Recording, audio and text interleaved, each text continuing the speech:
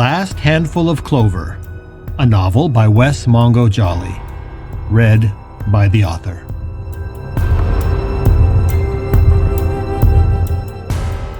Book 3, The Stone in the Stream.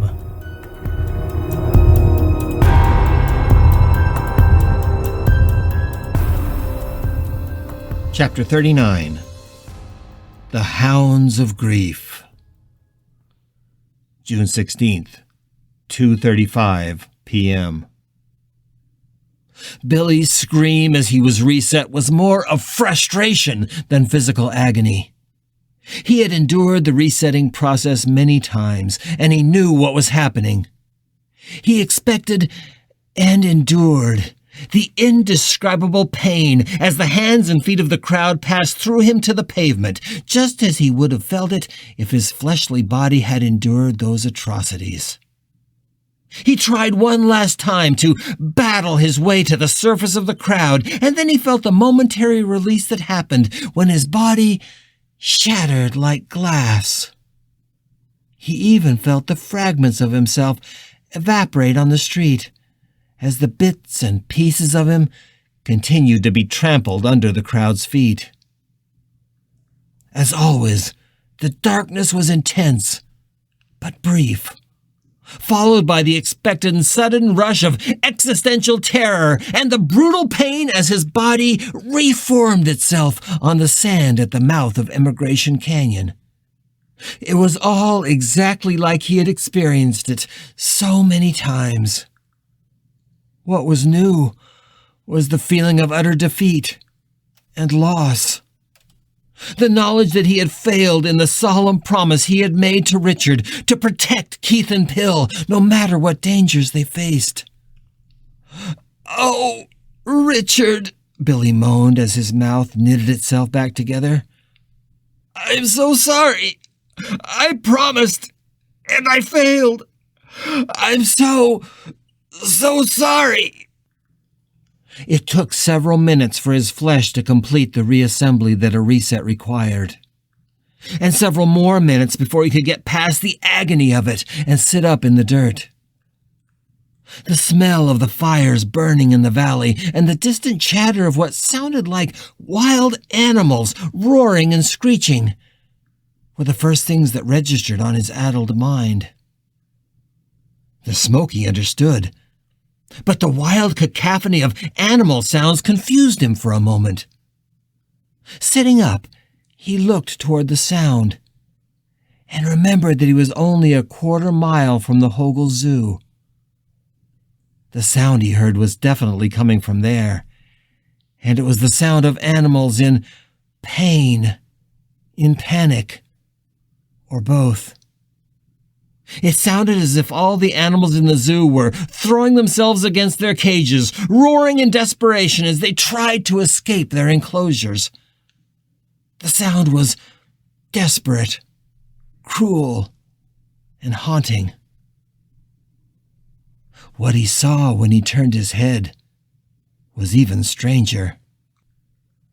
The edge of the hereafter was only a dozen yards up the hillside from where he sat. And as he turned, his eyes focused on a dog sitting there, just beyond the edge. It was outside the hereafter, at almost the exact spot he had crossed when he was explaining to Richard how a reset worked. It was a small dog, perhaps a Pekingese. But right next to it was a larger beast that looked like a collie-shepherd mix. The two dogs were not looking at him, but they were also not looking toward the sounds that came from the zoo. Instead, they were gazing out over the devastated city with sad eyes and longing on their quivering muzzles. As Billy struggled to sit upright, his body still shaky, he realized that there were not just two dogs there, lurking at the edge of the hereafter. There were hundreds. It appeared that any dog who had been able to flee the dangers of the city had gone only as far as the edge of the hereafter itself. They dotted the hillside as far in both directions as his eye could see. Some lurked just inches from the edge of the ghost zone. Others had fled higher up the hillside, but they were all facing the city, still and watching, like silent witnesses to the devastation that was being wrought upon and by their masters. Terror might have made them flee, Billy realized, but loyalty now holds them prisoner. They were waiting to either witness the ultimate end of their guardians or for the time when they could make a safe return. And they would wait as long as it took. Billy tried to stand, but howled in frustration as he sank back to the sand. His body was frustratingly slow in reassembling itself. His bones were taking their time to knit, and his muscles were on fire as they tried to become whole. Unfortunately, Billy knew there was no rushing this process, and he would just have to wait until he was strong enough to get up from the sand. The dogs did not turn their heads to look at him. It was a myth that dogs could see the souls of the departed, although at this moment he could have used the company. As he finally found enough strength to climb to his feet and begin limping slowly away from his death site, their sad eyes just stared through him and past him as if they were made of stone, and he was made of nothing more than the wind.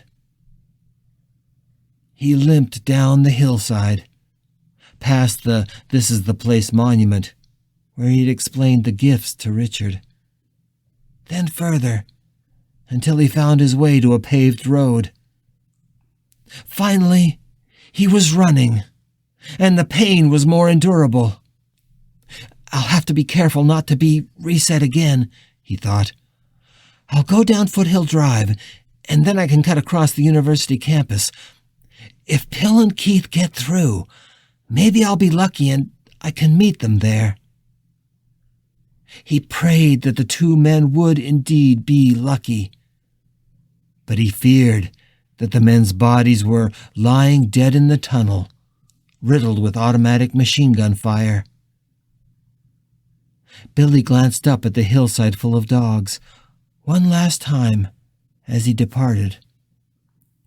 Although they still stood absolutely still, he now couldn't shake the feeling that they were watching him.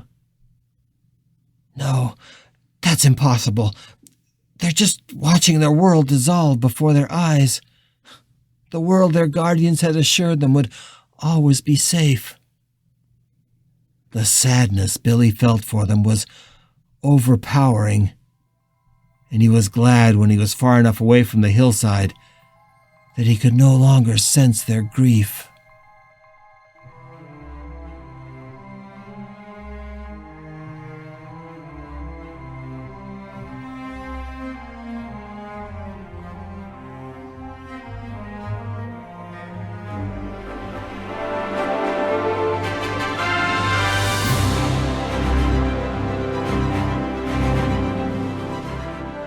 You're listening to The Last Handful of Clover, a novel by Wess Mongo Jolley. If you're enjoying this audiobook, please consider supporting the author on Patreon. That's patreon.com/Wess Mongo Jolley.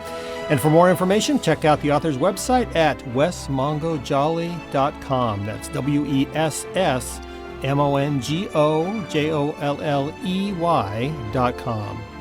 Thanks for listening and stay tuned for more episodes.